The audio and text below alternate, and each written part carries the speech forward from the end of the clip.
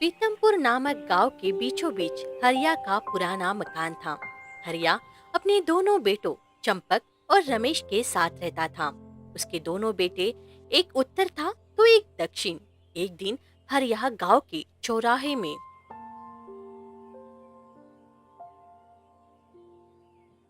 अरे हरिया, तुम्हें पता है मेरे दोनों बेटे कितने होशियार हैं। दोनों अपने अपने काम में माहिर हैं। मेरा तो बुढ़ापे की बैसाखी बन गए दोनों। हाँ हाँ मंगरू, तेरे दोनों बेटे ने कम समय में बहुत तरक्की कर ली है। वो तो है भाई। अब मुझे कोई चिंता नहीं। आज यहाँ घूमो, कल वहाँ घूमो। और क्या। वैसे तेरे दोनों बेटे क्या करते हैं?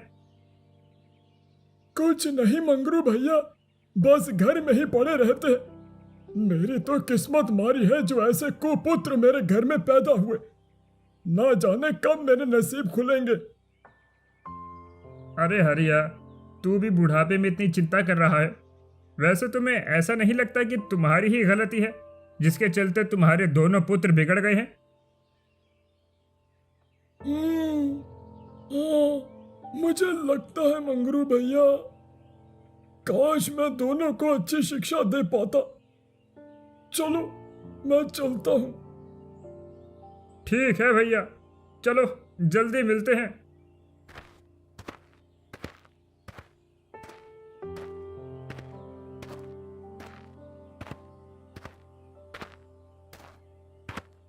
दोनों अपने अपने घर को जाते हैं और हरिया घर पहुंचकर सोचने लगता है। मुझे कुछ तो उपाय करना होगा। मुझे साधु बाबा की मदद मांगनी ही होगी, नहीं तो मेरे दोनों बेटों का जीवन बर्बाद हो जाएगा।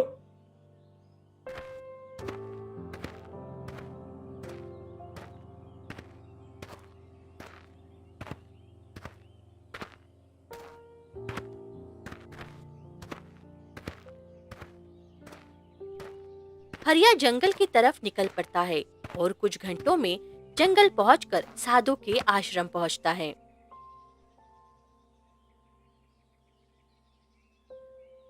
साधु बाबा, मेरी मदद कीजिए। मेरे दोनों पुत्र आलसी हैं, कुछ नहीं करते हैं। मैं उन्हें कैसे परखूं कि वो मेरा नाम ऊंचा कर सके। बेटा, इतनी सी बात, मैं तुम्हें एक जादुई गाय देता हूं जो तुम्हारी छोटी सी जमीन का टुकड़ा है।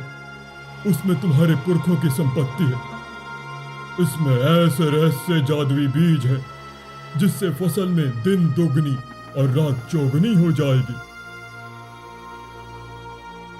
लेकिन ये हमें कैसे प्राप्त होंगे बाबा? तुम दोनों पुत्र को गाय या जमीन चुनने को बोलना और देखना कि कौन किसको लेकर कैसा व्यवहार करता है, जिससे तुम्हारे पुत्र भी अच्छी तरक्की करेंगे। लेकिन हाँ, अगर व्यवहार ठीक रहा तभी ये मुमकिन है। आपका बहुत बहुत धन्यवाद बाबा।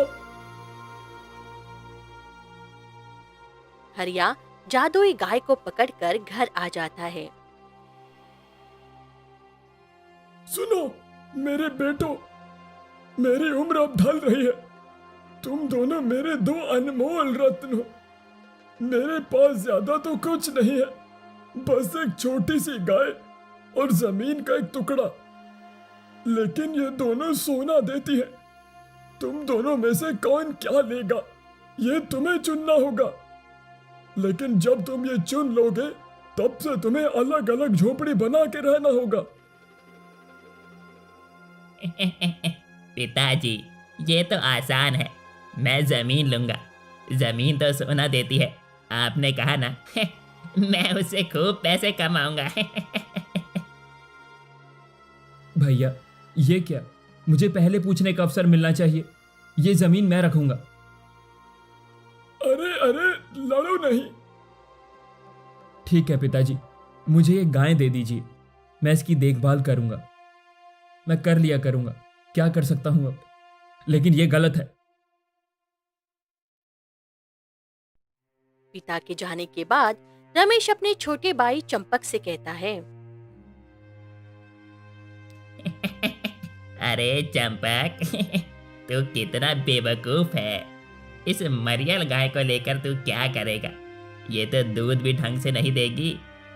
चल मैं तो जमीन लेकर जा रहा हूँ, मुझे क्या।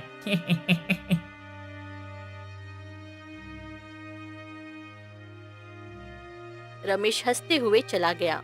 चंपक ने गाय की रस्सी थामी और उसे घर ले गया। गांव वाले चंपक का मजाक उड़ाने लगे।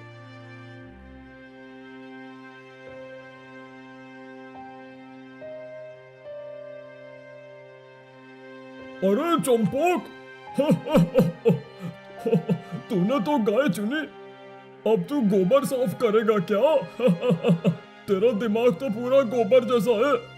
देख, तेरे भाई ने चालाकी दिखाकर जमीन हड़प ली है। हरिया ने जो कहा वो कोई साधारण बात नहीं, उसकी बातों में कुछ छिपा है। चंपक तू धीरे धीरे समझ जाएगा। क्या भगवान जी, मेरे साथ ही ऐसा क्यों करते हो? मैंने क्या बिगाड़ा था आपका?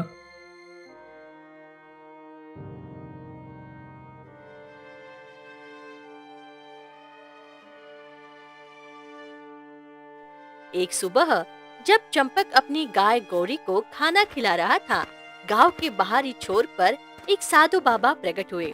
उनके लंबी जटाएं रुद्राक्ष की माला थी। साधु बाबा सीधे चंपक के घर पहुंचे। चंपक, मैंने सुना है कि तूने इस गाय को चुना। तुझे नहीं पता, ये कोई साधारण गाय नहीं है, ये जादुई गाय है और इसे चुनने वाला ही असली हकदार है। बाबा, जादुई? लेकिन ये तो बस मेरी गाय है, ये जादुई कैसे हो सकती है? चंपक, तू भोला है, लेकिन तेरा दिल साफ है। यह गाय हर दिन एक खास समय पर एक जादुई दूध देती है जो तुझे अमीर बना सकती है।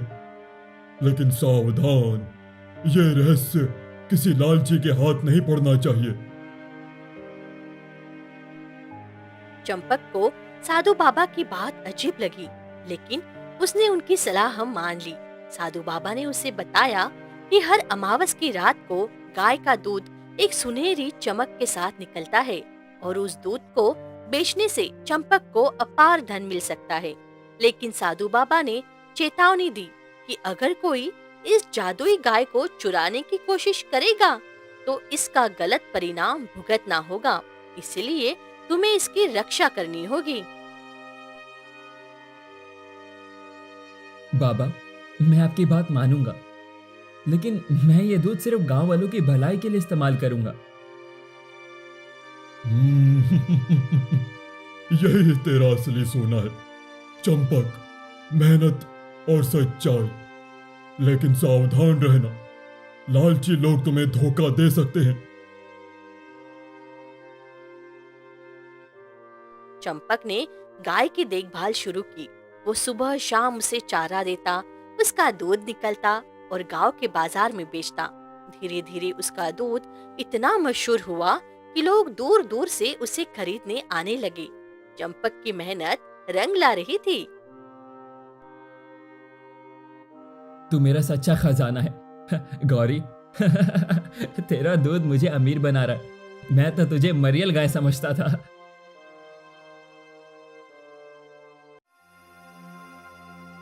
मेरी जमीन मुझे सोना देगी, मुझे कोई काम नहीं करना पड़ेगा। देखो उस बेवकूफ चंपक को, उस गाय के पीछे मेहनत कर रहा है। उसको कितना ही धन मिलेगा। मैं तो बस जाऊंगा और अपने जमीन से सोना लाऊंगा।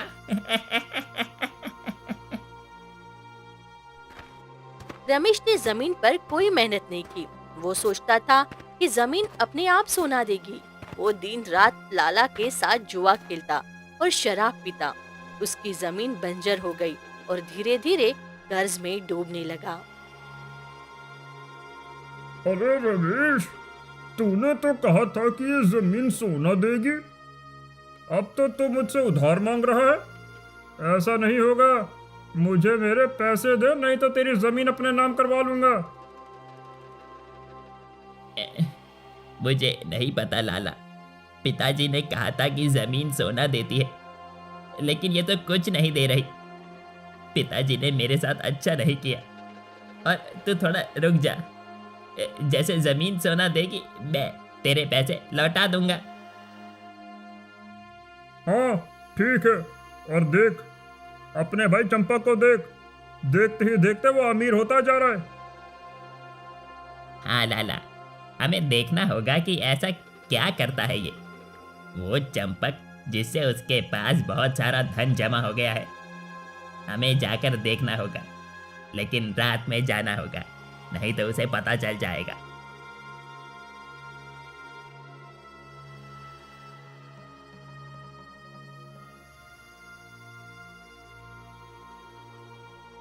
उसी रात रमेश ने चंपक के घर के पास छिपकर चंपक को गाय से जादुई दूध निकालते हुए देख लिया।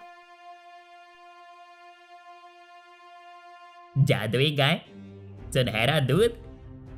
अच्छा, तो ये इस चंपक का मालामाल होने का राज। मुझे ये गाय चाहिए, किसी भी हाल में, चाहे कुछ भी करना पड़े।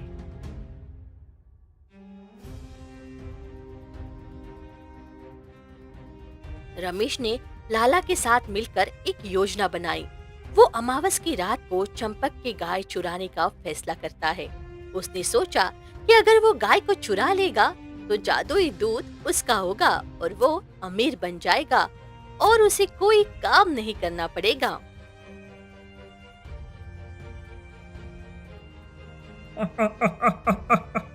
रमेश, ये तो मस्त प्लान है, लेकिन अगर चंपक को पता चल गया तो?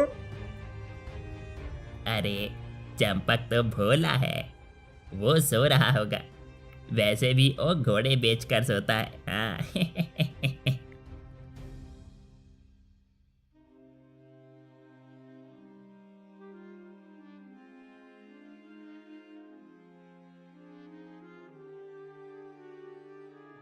अमावस की रात को रमेश और लाला चुपके से चंपक के गौशाले में घुसे।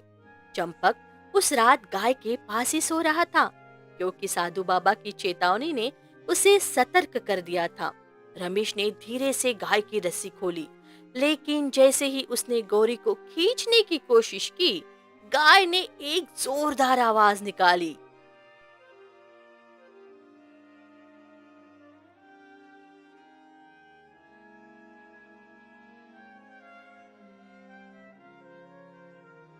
अरे अरे, कौन घुसाया मेरे घर में? गाय की आवाज से चंपक जाग गया, लेकिन उससे पहले गाय की आंखों से एक सुनहरी चमक निकली। रमेश और लाला डर के मारे पीछे हट गए। अचानक गौशाले में एक अजीब सी हवा चली और रमेश को ऐसा लगा जैसे कोई अदृश्य शक्ति उसे धक्का दे रही हो। लाला, ये क्या हो रहा है? ये गाय तो सचमुच जादुई है। रमेश भाग, ये गाय हमें मार डालेगी। रमेश और लाला डर के मारे भाग गए। चंपक ने गाय को शांत किया। दूसरे दिन चंपक उस दूध को एक विशेष मटके में रखा और अगले दिन बाजार में बेच दिया। दूध की कीमत इतनी थी कि चंपक ने एक दिन में जितना कमाया उतना गांव वालों में से पूरे साल में किसी ने नहीं कमाया था।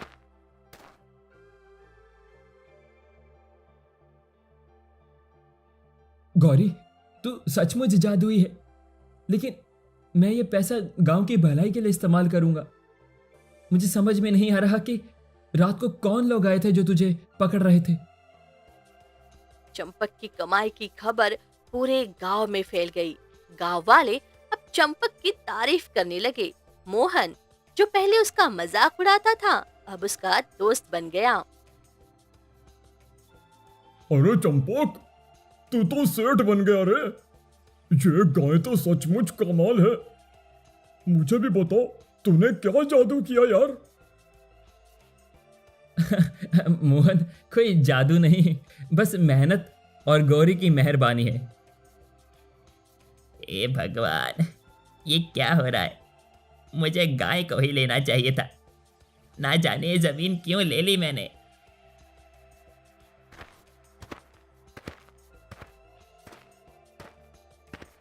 रमेश, जो अब भी अपनी चोरी की नाकाम कोशिश से डरा हुआ था, चंपक के पास आया। उसका चेहरा शर्मिंदगी से भरा था। चंपक, मैंने तेरी गाय चुराने की कोशिश की। मैं लालची हो गया था। मुझे मुझे माफ कर दे। भैया, हम भाई हैं। लालच सबके मन में आता है, लेकिन आपने अपनी गलती मानी है, यही बड़ी बात है। अब मेरे साथ मिलकर काम कीजिए। रमेश ने चंपक के साथ फिर से काम शुरू किया, लेकिन उसके मन में अभी भी जमीन का रहस्य घूम रहा था। रमेश ने खेत में एक चमकता हुआ प्रकाश देखा था, जो उसे परेशान कर रहा था। चंपक, तेरी गाय तो जादुई है, लेकिन सुन, गांव में लोग कह रहे हैं कि तुम्हारे पिता की जमीन में कोई पुराना मंदिर है। शायद उसमें कोई खजाना छिपा है। मोहन, तो फिर जुगनू को खजाना समझ रहा है। मेरे लिए तो गौरी ही असली खजाना है।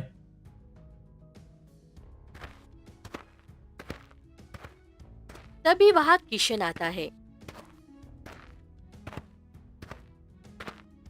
चंपक, तू सही रास्ते पर है भाई, लेकिन हरिया की जमीन का रहस्य अभी खुलना बाकी है।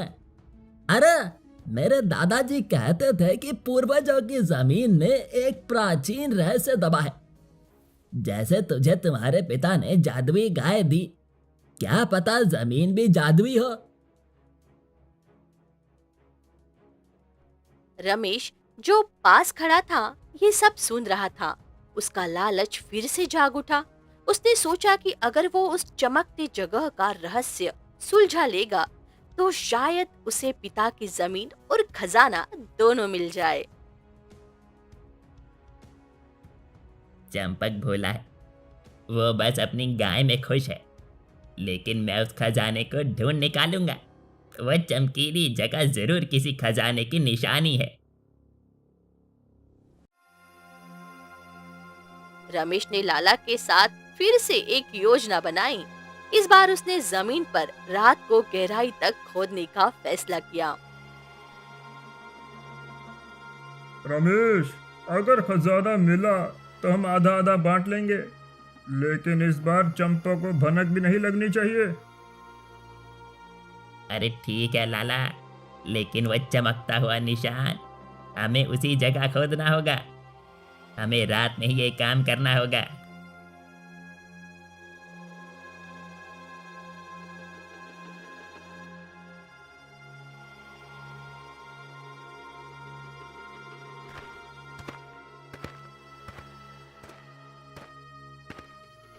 एक अंधेरी रात को रमेश और लाला फिर खेत पर गए। वो उस जगह पर पहुंचे जहां रमेश ने जगह को चमकते हुए देखा था। दोनों ने फावड़े और लालटेन लेकर खोदना शुरू किया। आज तो इस जगह को खोद कर ही छोड़ूंगा। हाँ रमेश। लेकिन जैसे ही उन्होंने जमीन की गहराई तक खोदा, एक अजीब सी गूंज सुनाई दी। ऐसा लगा जैसे जमीन के नीचे कोई खोखला हिस्सा हो। लाला, ये कोई गुप्त कमरा हो सकता है। खजाना पक्का यही है। हाँ, लेकिन रमेश, ये आवाज कुछ ठीक नहीं लग रही। अगर कोई मुसीबत हो गई तो। तभी जमीन से एक और चमक निकली। ये वह प्रतीक था जो पहले दिखा था, लेकिन इस बार वो और बड़ा और चमकदार था। प्रतीक के बीच में एक प्राचीन लेख उभरा जो किसी पुरानी भाषा में था। रमेश और लाला डर के मारे पीछे हट गए। लाला, ये क्या है? ये क्या है? रमेश, मैंने तुझसे कहा था, ये खजाना आसान नहीं होगा। हमें यहाँ से जाना होगा। लेकिन रमेश ने हिम्मत जुटाई और प्रतीक के पास गया। उसने देखा कि प्रतीक के नीचे एक पुराना ताल था जो जमीन में धंसा हुआ था। उसने ताला खोलने की कोशिश की, लेकिन तभी एक तेज हवा का झोंका आया और ताला अपने आप खुल गया। जमीन के नीचे एक छोटा सा गुप्त कमरा दिखाई दिया जिसमें एक पुराना संदूक था। लाला, लाला, देख, ये खजाना है। अब हम अमीर बन गए। अब हम भी अमीर बन गए। हाँ रमेश। लेकिन जैसे ही रमेश ने संदूक को छुआ, एक अजीब सी ठंडक उसके शरीर में दौड़ गई। संदूक में सोना चांदी नहीं, बल्कि कुछ पुराने कागज और एक छोटा सा पत्थर था जो हल्की सी चमक दे रहा था। रमेश निराश हो गया। ये क्या बकवास है रमेश? ये तो कागज और पत्थर है। तूने मुझे धोखा दिया और समय खराब कर दिया मेरा। रमेश और लाला संदूक को छोड़कर भाग गए, लेकिन रमेश ने वो कागज और पत्थर अपने साथ ले लिए। उसे यकीन था कि इसमें कोई राज छिपा है।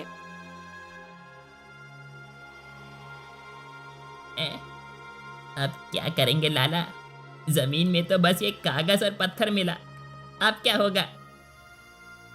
मैं कुछ नहीं जानता। तुम कैसे भी करके मेरे पैसे लौटा दे। तुम मुझे बेवकूफ समझ रहे हो?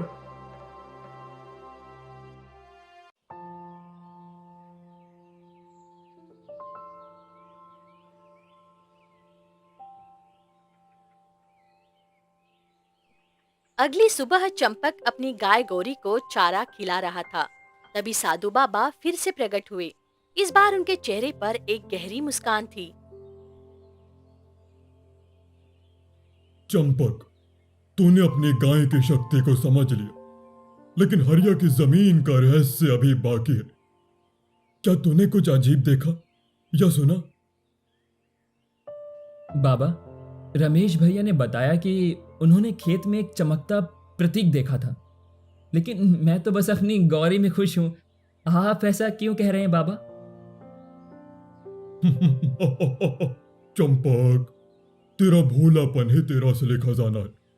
वो प्रतीक तुम्हारे पूर्वजों का संदेश है, लेकिन उसे सिर्फ वही समझ सकता है जो मेहनत और सच्चाई पर यकीन रखता हो।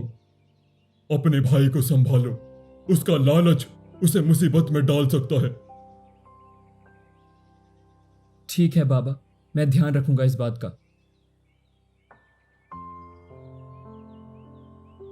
चंपक ने साधु बाबा की बात को दिल से लगा लिया।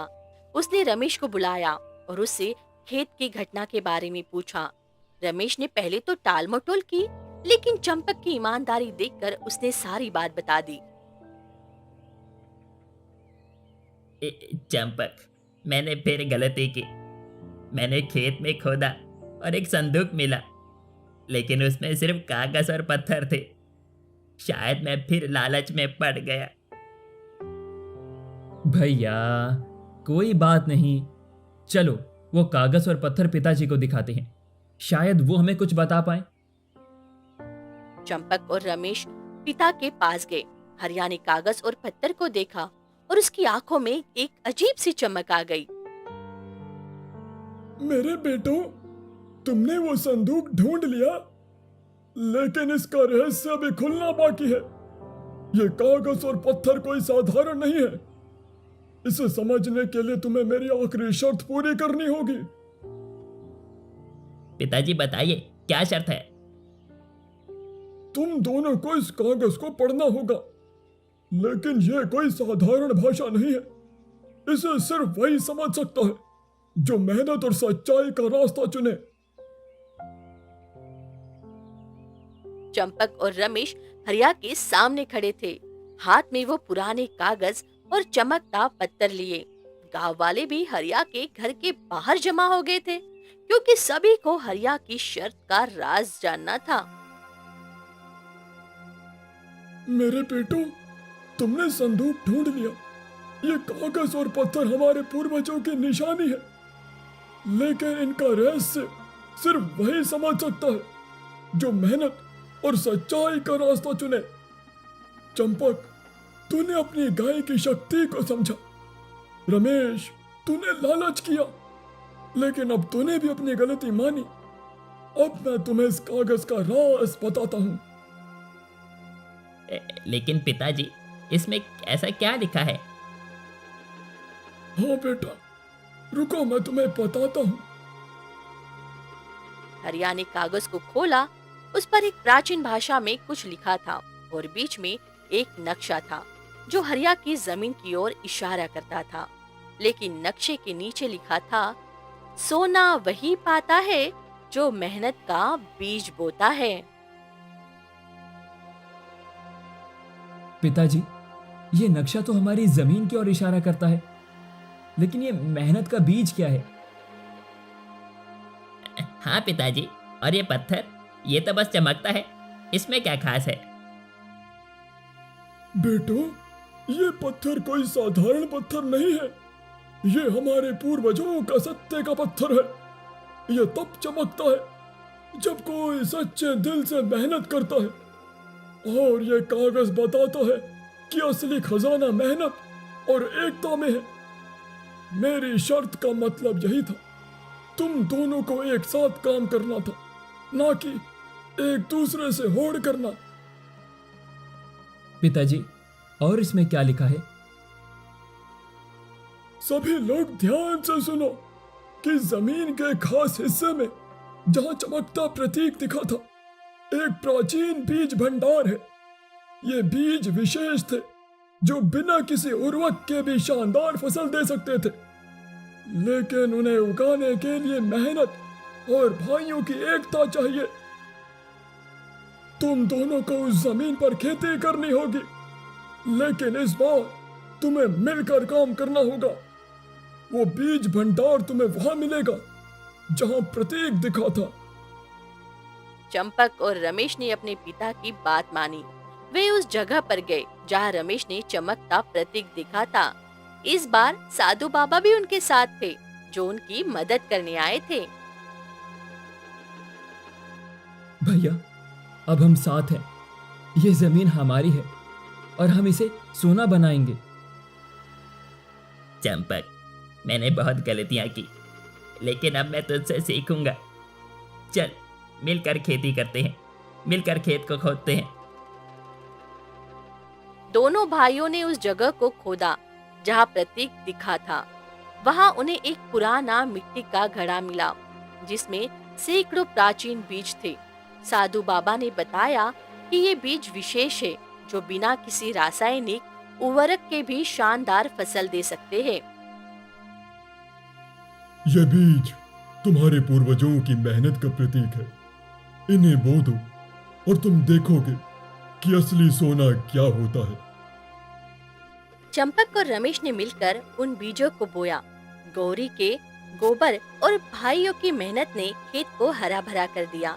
कुछ महीनों बाद खेत में ऐसी फसल उगी कि गांव वाले हैरान रह गए। गेहूं की बालियां इतनी सुनहरी थी कि दूर से सोने की तरह चमक रही थी।